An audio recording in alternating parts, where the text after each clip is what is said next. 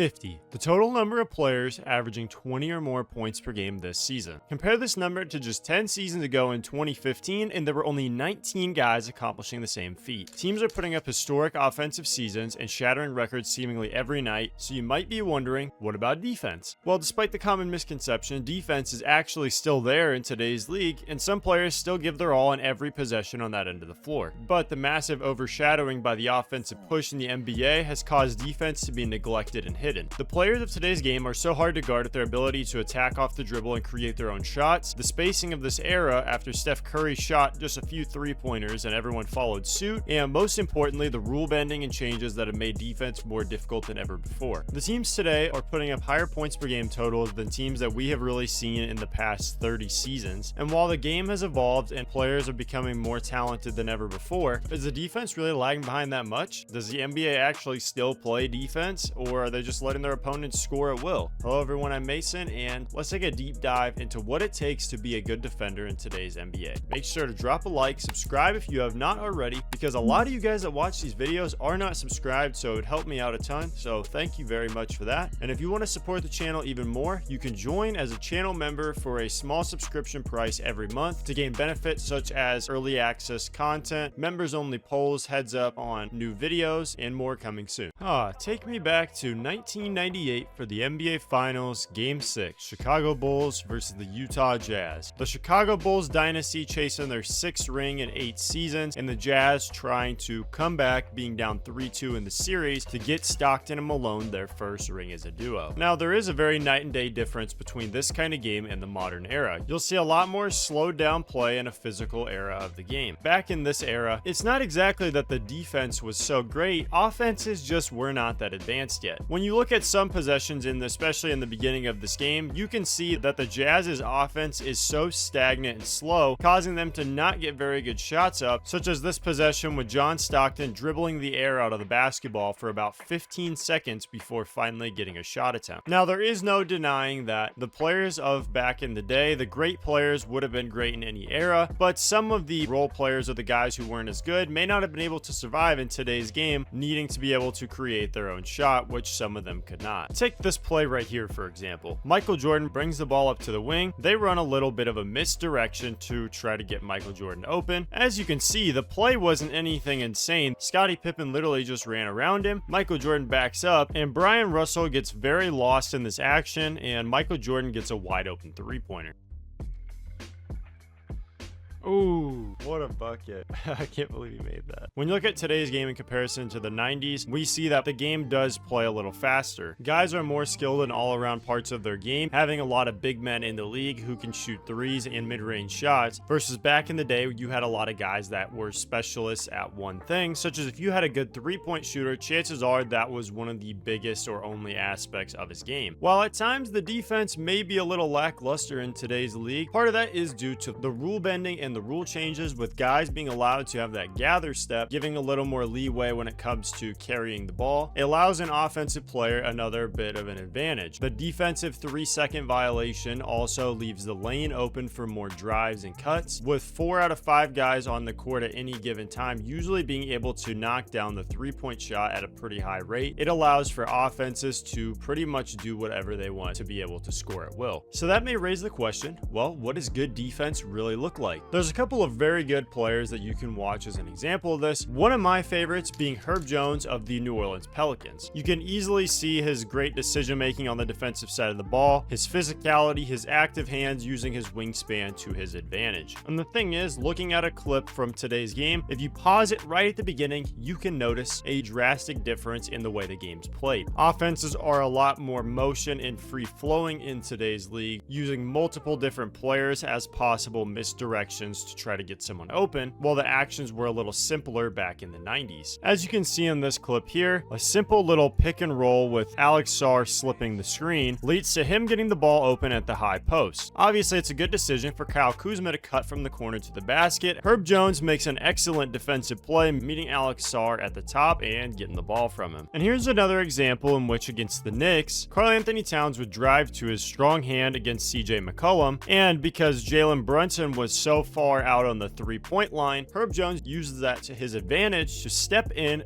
poke the ball out, and get the Pelicans a nice bucket in transition for Trey Murphy with the dunk. But again, as we mentioned, players who love to play physical on defense are also very prone to fouling out, which has always been a case in the NBA, but especially in today's game, if you play intense on defense, chances are you're going to really struggle when they try to give that offensive player an extra whistle or two. A great example of Lou Dort being good on the defensive side of the ball, everyone on the Thunder is playing up a little bit just in case Jokic gets the ball in the paint and they need to collapse. He does get the ball off of a high pass, which Dort is able to swipe away. The Thunder are able to push the ball up the floor, and Lou Dort gets a very nice sidestep three. Because of the comfortability of a lot of players in today's game being able to score pretty much on all three levels, it causes the main defensive principle of pick your poison. As we can see on this fast break, Shai Gilgeous-Alexander is one of the most dangerous drivers in the NBA. And when he started getting downhill, as we can see, there are 3 players waiting for him in the lane. Because of this, he uses that to stop on a dime, act like he's going to pull up and shoot, and throw it out to the wide open Lou Dort on the wing because the defense put all the attention at the rim. Teams have been using this defensive strategy against the Oklahoma City Thunder this season, with Shai Gilgeous-Alexander a lot of times seeing double coverage right when he crosses half court, forcing the other players to beat them, a lot of times the questionable 3-point shooters getting outside shots, because some players such as Shai Gilgeous-Alexander are guys that you would just rather have him give up the ball and make someone else beat you rather than let him attack in single coverage. Another great player to watch for their defense is definitely Cason Wallace, also on the Thunder, as he plays very intense as well. He has very active hands, and his quick reactions, he makes it very hard to find any space or create a shot. And one thing that all good defenders have in common in today's NBA is their versatility. And we can see this in the Defensive Player of the Year race for this season. And while the Defensive Player of the Year award is usually dominated by big men who lock down the paint, we can see there's a large variety of player from versatile bigs who can switch and guard most positions on the floor to guys like Dyson Daniels who are elite wings that can also guard pretty much any position, to Lou Dort being a bigger body guard who you are always going to put on your best player every single night. And we can see that a lot of the best defenders in today's league are the versatile guys who can cut off drives, contest outside, be strong and physical, and make things difficult for players down low as well. The versatility is the thing that really changes the defense in today's game, because guys are a lot more versatile than they used to be. With, again, that is just part of the progression of today's league, that players are mastering a lot more of those different skills, and especially defensively. For some of the bigger guys, learning how to move their feet to guard someone quicker in case they get switched onto them, to also be able to guard against a bigger player and learn their tendencies as well, which just helps their abilities on the defensive end to become versatile to try to guard positions 1 through 5. And well, because of how offenses have gotten so good, it does make it that much more impressive for teams to be good on that side of the ball. Now, while good defense back in the day may have been seen as some rough them up and don't let them get anything easy inside, because the offense has progressed to shoot more 3-pointers, the defense has evolved in that way as well. We still see good rim protectors such as Chet Holmgren, Victor Wembanyama, Rudy Gobert, Evan Mobley, Jaren Jackson Jr., and many more, but we also see a lot of great perimeter defenders because of how the game has evolved in that way. When you're trying to rough up players inside back in the 90s, it would be a lot more effective as there are going to be a lot more shot attempts on the inside. Versus in today's game, when a lot of the shots are taken from outside, you need to be able to find a way to run the other team off the 3-point line with great outside defense, or even face guarding players such as we see against Steph Curry. And as a principle will always follow, great offense will always beat great defense. But great defense is still very important because it makes the other team have to work harder for every single basket that they get. It is a common theme though in today's league that some teams may just not be that great defensively, and some teams may not put in all the effort on that side of the ball either. Now, the one thing that I would say as a point is that players today do play defense is guys get literally played off of the court just because that they are bad at defense, meaning that you have to bring a guy in that can actually get a stop. As we saw last year with the Thunder and Mavericks series, Josh Giddey got played off the court, not just because he was a negative on the offensive side with not being able to shoot, so they would just leave him wide open, but he also would get targeted, especially by players such as Luka Doncic and Kyrie Irving. And while we can see the guys aren't allowed to play as physical today without being called for a foul, they do still definitely give a lot of effort on that side of the ball. Also, it just depends on the player. And it can be seen in today's today's league that some players do play great defense, and today's players have gotten very good at making some insanely difficult three-point shots. So even if they have a hand in their face or if you're knocking them to the floor, they might still find a way to knock down that 30-footer. We've seen that the scheme changes on defense have led to a lot more rotations, especially when someone would get beat off the dribble, and it requires a lot more of a team defense compared to back in the 90s when some possessions were super slow. It allowed for a guy to kind of hide more on defense, versus in today's league, people will hunt that mismatch every chance that they get. Before they remove the 3-second call, you could have your Dikembe Mutombo type player just stand down in the paint and wait for anyone to try to challenge him at the rim. But in today's game, you might see Karl Anthony Towns playing at the 5, and he might be posted up on the wing. Whatever rim protector is guarding him has to go out on Towns, as he's one of the greatest shooting big men we have ever seen. And a lot of times, this is a great way to maximize your offense against a team who does have a very good rim protector, such as a Victor Wembanyama or even a Rudy Gobert, is if you can lure them out of the paint, you can open up things a lot for your offense, as you don't have a guy that's down there contesting every look that you get. And we can see in a lot of scenarios also that teams can have very versatile defenses, such as the Boston Celtics, in which when they get put into an action, sometimes they will just be able to switch just about anything because they'll have all 5 guys on the court being positive defenders. The actual defensive schemes have gotten more advanced than ever before, and sometimes teams will move in and out and playing zone every few possessions to switch up on the offense to try to keep them guessing every time they come down the floor. And overall, the game has just been changing for years and years. It'll always constantly be evolving, but we can definitely see the difference night and day between the 90s and now. I don't think that defense is honestly that bad in today's NBA. It is also just very hard to guard players. The one downside to being a defender in today's NBA is definitely foul baiting. Well, I know we talk about it, we hear about it all the time on social media, on TV. It is genuinely a problem for a defender when they're trying to just play the best defense they can. All they do is put their hand out. One of those crafty guards instantly just flings the ball at the backboard, and it's called a shooting foul. It's always been prevalent in the NBA, but it is more today than ever, as these guys are taking advantage of the fact that they are good at getting to those spots and finding their reactions quick enough that when a defender puts their hand out, that they're able to draw contact. We've always seen players be very masterful at this, such as Kobe Bryant and Kevin Durant, very good at drawing fouls. One of my favorite things to see in today's NBA is a great defensive possession, and I still think nothing will top seeing that, watching a team just lock up on defense possession after possession. Sometimes you'll see a game where a team will go 4 minutes without scoring, and it's all because that other team had them locked up.